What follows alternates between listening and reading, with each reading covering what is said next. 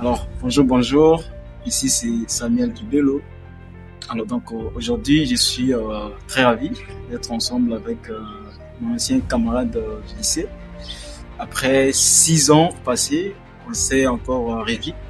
Alors, ce qui nous a permis de se revoir encore, ce n'est pas les études. Maintenant, là, ce sont des affaires. Ce sont des affaires, c'est l'entrepreneuriat. Alors, donc, je veux donner la parole à mon ami perso, qui s'appelle bien Monsieur Bénard. Là aussi, quelque chose à vous dire. Monsieur Bénard, à vous la parole. Oui, merci beaucoup. Donc, comme mon leader venait de le dire, mon coach s'est connu depuis le lycée. Et là, on s'est rencontrés pour la question de l'entrepreneuriat, mais ça n'a pas été facile pour moi de commencer. Il y avait les doutes, il y avait les hésitations, parce qu'on connaît tous les réalités africaines. Dès que j'ai pris cette initiative-là de me lancer, moi aujourd'hui, je ne regrette pas le choix que j'ai fait pour me lancer dans l'entrepreneuriat. Le conseil que je peux donner à d'autres jeunes étudiants aussi, c'est que l'entrepreneuriat, c'est vraiment une grande métier. J'étais dans la piscine, il ne faut pas oublier. Merci.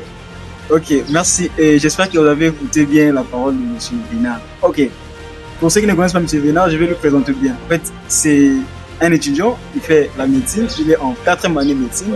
Et en dehors de la médecine, c'est un serviteur de Dieu. Alors, j'aimerais lui poser une question qui lui seul va nous donner la réponse. Monsieur Bénard, oui, vous êtes étudiant en médecine, oui. Vous êtes serviteur de Dieu. Maintenant, qu'est-ce qui vous a poussé à vous lancer dans l'entrepreneuriat?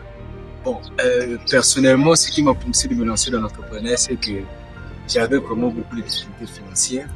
Du coup, je me suis dit, bon, que j'essaye d'abord avec l'entrepreneuriat, peut-être que ces difficultés-là seront résolues. Et dès que je me suis lancé, j'ai constaté que vraiment la lumière est arrivée. La lumière est arrivée. Bien que je prêchais la parole, mais j'étais toujours dans, je peux dire, la pauvreté. Je manquais même de quoi atteindre le bout du mois. L'entrepreneuriat est venu m'aider en un mois, c'est ça. Donc, ce qui m'a poussé de me lancer dans l'entrepreneuriat, c'est de chasser, disons, cette sécheresse provinciale qu'on va Ok, merci. J'espère que vous avez écouté la réponse de M. Bénard. Lui, il dit qu'il s'est lancé dans l'entrepreneuriat pour chasser la sécheresse de la pauvreté. Donc là, c'est très profond. Alors, je vais vous poser encore une deuxième question. Parce que plusieurs jeunes, souvent mes collègues étudiants me disent que non, Samuel, j'aimerais me lancer dans l'entrepreneuriat, mais moi, je n'aime pas vendre.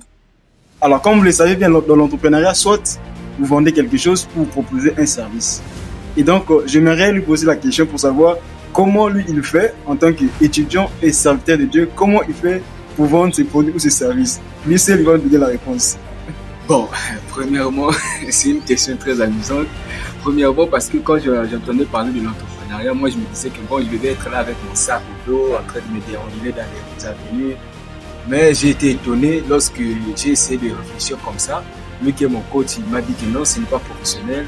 Il faut avoir des personnes cibles. Alors, j'ai appliqué cela. Du coup, je me suis retrouvé l'autre jour parfois de vendre un produit en moins de 10 minutes. Je pourrais encaisser plus de $20.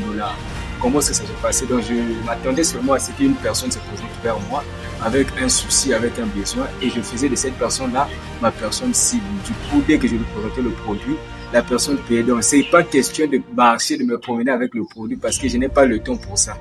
Je n'ai pas le temps pour ça. Donc, je suis là à la maison. J'attends que les gens puissent me contacter. Ceux qui sont dans le besoin, ils me contactent. Du coup, dès que je me présentais avec le produit, la personne va payer le produit sans pour autant poser mille et une questions. Donc, c'est comme ça que j'ai effectué. Ok, merci beaucoup, M. Bénard. Alors, j'espère que vous avez compris la réponse de M. Bénard. Donc, M. Bénard fait le professionnalisme dans ce qu'il fait. En fait, il n'est pas de celui qui pense que la vente ambulante faut faire le porte-à-porte. Non. Donc, lui, il sait que la vente, c'est lorsqu'il y a un problème et tu proposes une solution. Donc, on vend que lorsqu'il y a un problème. Lorsqu'il y a un problème, tu proposes ta solution et c'est à ce moment-là qu'on parle de la vente.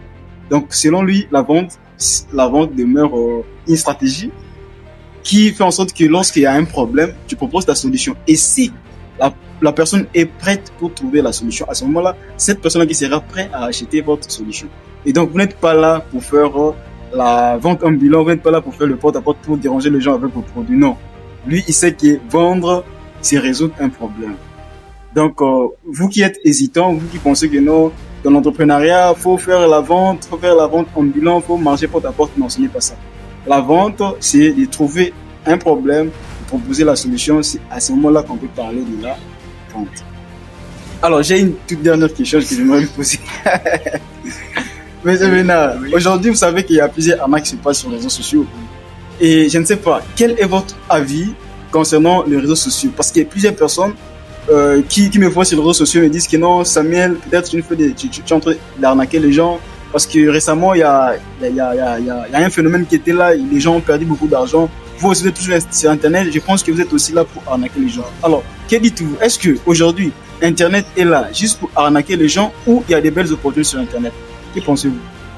Là, ma réponse, elle est très claire. Parce que moi aussi, j'avais la même conception.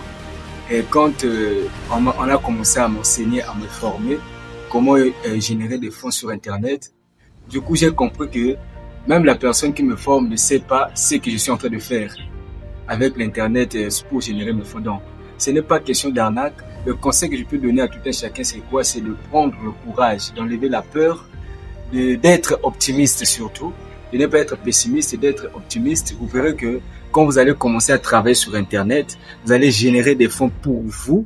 Et même la personne qui vous a entraîné ne saura pas vous êtes déjà à combien parce que c'est votre page, c'est votre compte. Tout c'est vous qui gérez cela. Donc, n'ayez pas peur de vous lancer. Ce n'est pas du arnaque. Si moi, je me suis lancé aujourd'hui parce que j'ai trouvé gain de cause pour me lancer dans l'Internet. Vraiment, l'Internet, c'est du repos. Tu ne souffres pas. Tu es en train de travailler. Tu es aisé, tu es à l'aise. Tu ne souffres pas vraiment. C'est ça le conseil que je peux donner à tout un chacun. Ok, merci beaucoup.